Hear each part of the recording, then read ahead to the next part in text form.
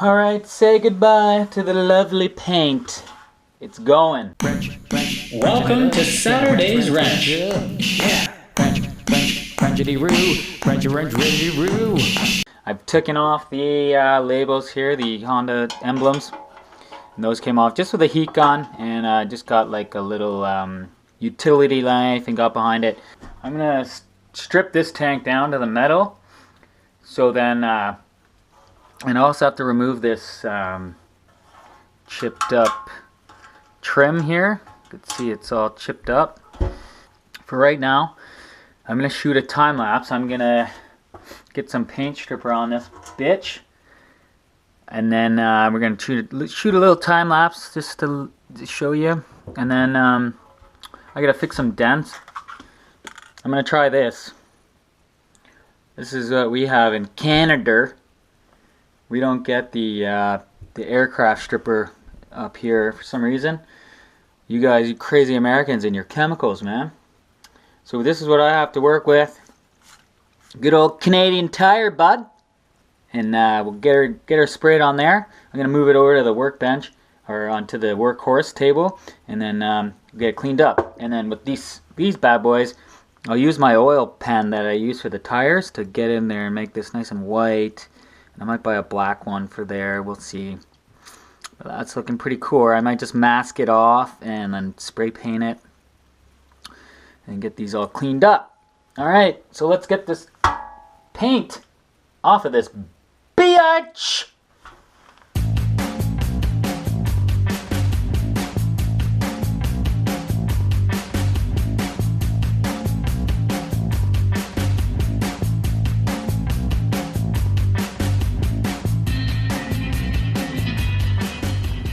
Alright, as you can see, I think that's about as bubbly as she's gonna get. This stuff is nasty, man. This stuff is like, oh, be careful, guys. So I'm just using a scraper. I dented a bit, but that's okay.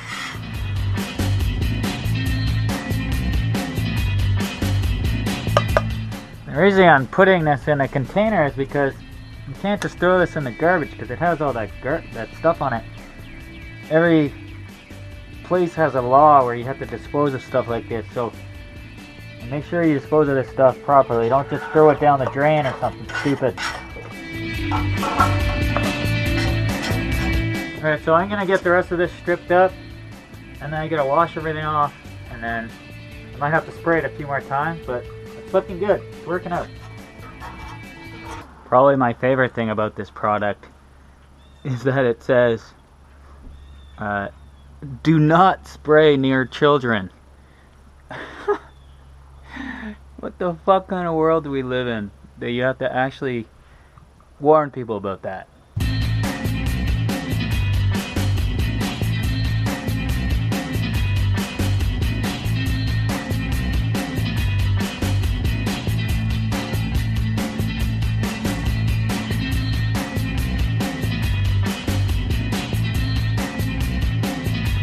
Alright guys, time to clean up this tank. There's a few dents in here that I gotta take care of.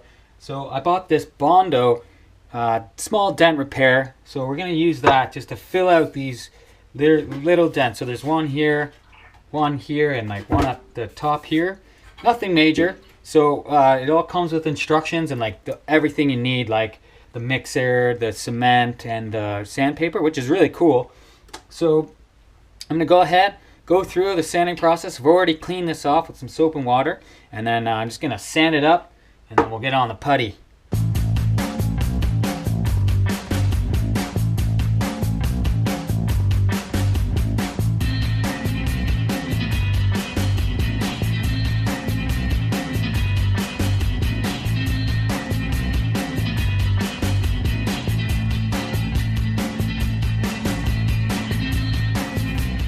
Alright, you can see here, gone through the tank, just sanded away some of the area where I intend to put the putty. And I'm going to go ahead now and mix up small batches of the putty and start applying it. But before I go ahead and do that, I have to wash this tank again thoroughly with soap and water to make sure everything's really clean and there's no dust particles anywhere. So I'm going to go ahead, wash that up. I'll be right back. We'll start puttying this bad boy up. I'm actually just gonna try and sand this sticker off. Be nice and clean.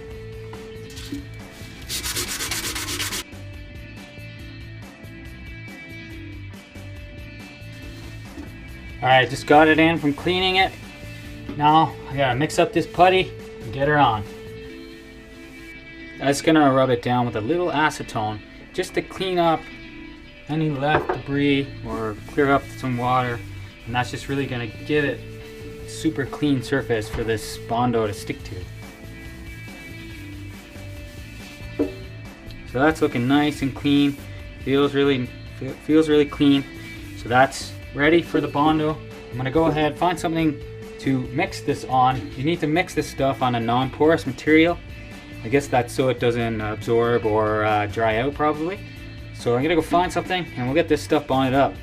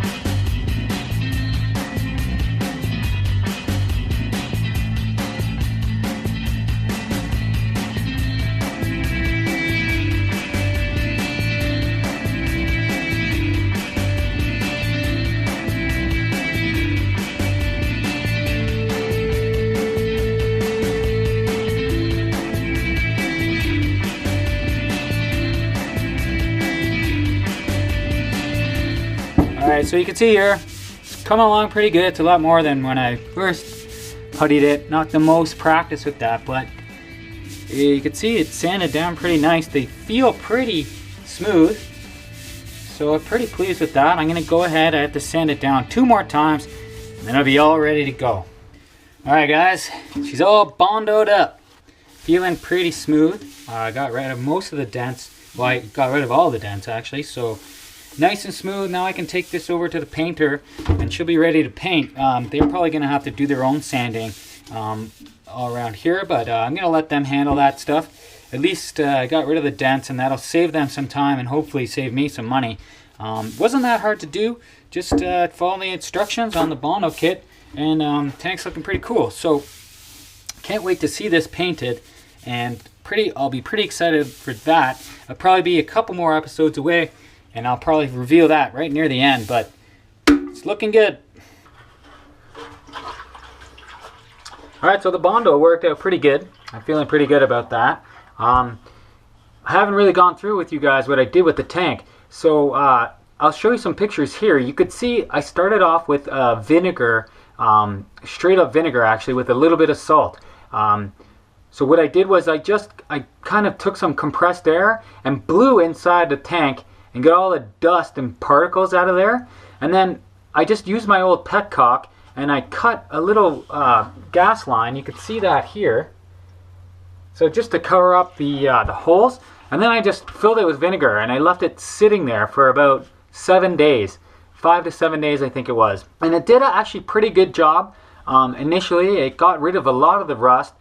You can see kind of like a progression of pictures here.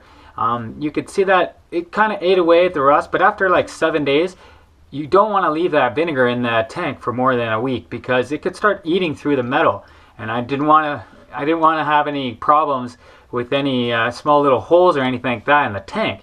So basically after 7 days, I wasn't really satisfied with it, and I was trying to just do it like an inexpensive way. I thought I'd read that vinegar worked for some other people, but in my particular case, it didn't really work. You can see here a picture after 7 days of vinegar. There's still a bunch of rust inside the tank. After the 7 days was over, I basically took a lot of hot water and I just blasted inside the tank and shook it like crazy for like probably half an hour.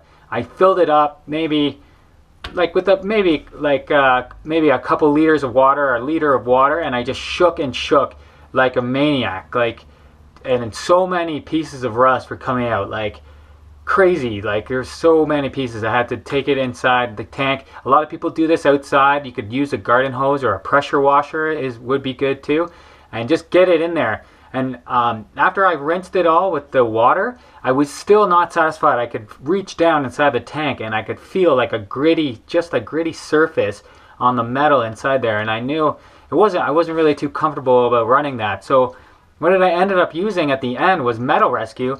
A lot of people recommended Metal Rescue, and it did a great job. I basically had it sitting in there for about 24 hours or maybe 36 hours. I can't really remember. It was one of those two. And I had to buy 3 bottles of it. Well, I had one on hand and I had to buy an extra 2. So it was a little pricey, but it worked great. You could see here that it just completely cleaned the tank out. It was fantastic. And I switched that around and got it all out. I emptied that, and you can reuse the Metal Rescue, so just keep it on hand. I still have it. I took it out. I put it back in the containers. And basically, so I'm going to reuse it. So then... so that's where I'm standing now, and what I basically do is just spray it inside the tank with some WD-40 and just keep it from flash rusting. I don't think I'm going to have a problem. It's been about 2 weeks now since I've done that process, and it's still looking really nice inside. So all good. I put about maybe a cup or so of gas in there now, and I just trying to keep it wet. Basically, I don't want to. I'm just a little nervous of having that rust in there. So that was pretty much the process that worked for me. I think even if you do just use Metal Rescue, it might work. It probably work pretty good. But I think that initial just like 5 to 7 day vinegar soak really did a good job actually, and got rid of the chunky like rust pieces. And I think for me personally, if I was to recommend that to anybody, why not? Like vinegar is like $2 for 2 or 4 liter bottle for like $2, I think. So you know, you take 3 bottles of it and fill it right up and let it soak, and just kind of use that water. I actually have to use methyl hydrate, I think it's called. I use that after I soaked it with water, just to what it does is soak up all the water. So I left it sitting in there for about half an hour, and then I dumped that out, put that back in the container, and then I blew it out with the air compressor. Really just blew it out, and then that's when I did the Metal Rescue after that. So that was the process that I used for the tank, and I recommend it. It was pretty good. Vinegar / I don't know, some people just use vinegar, some people just use Metal Rescue. Do what works for you.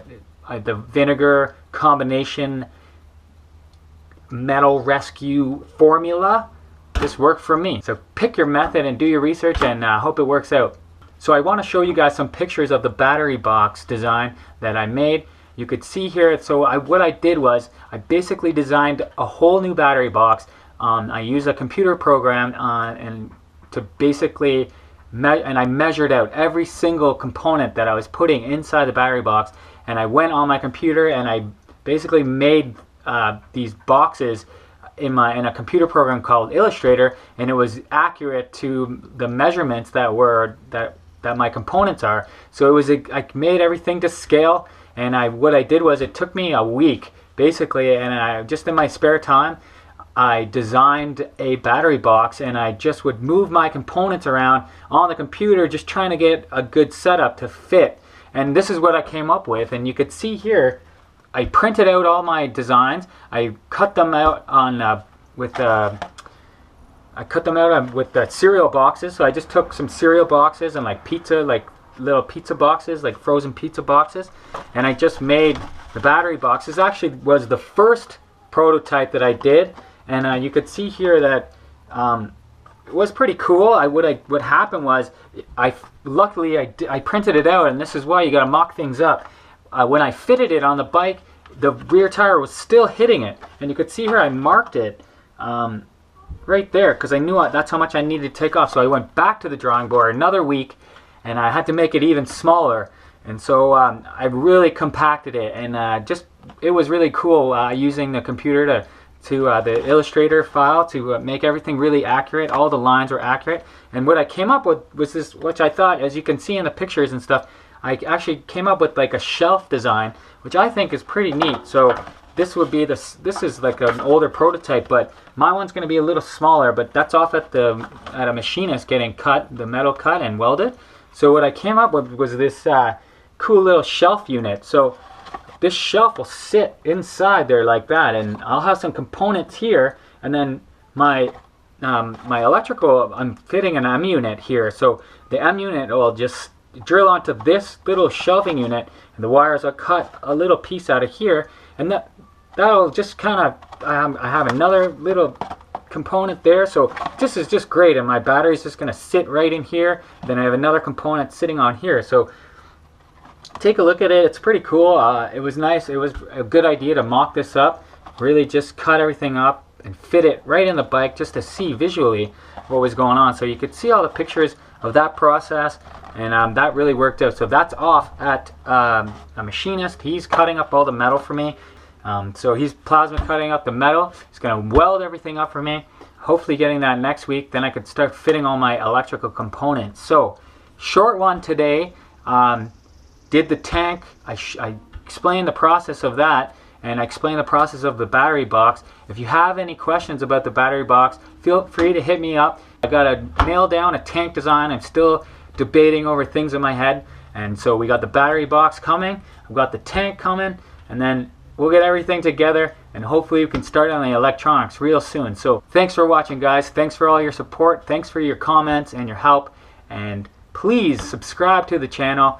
Like the videos. It really helps the channel a lot. Spread the word, tell your friends, and please come back. Get out there again, branch it up, guys. Get those projects done. Until next time.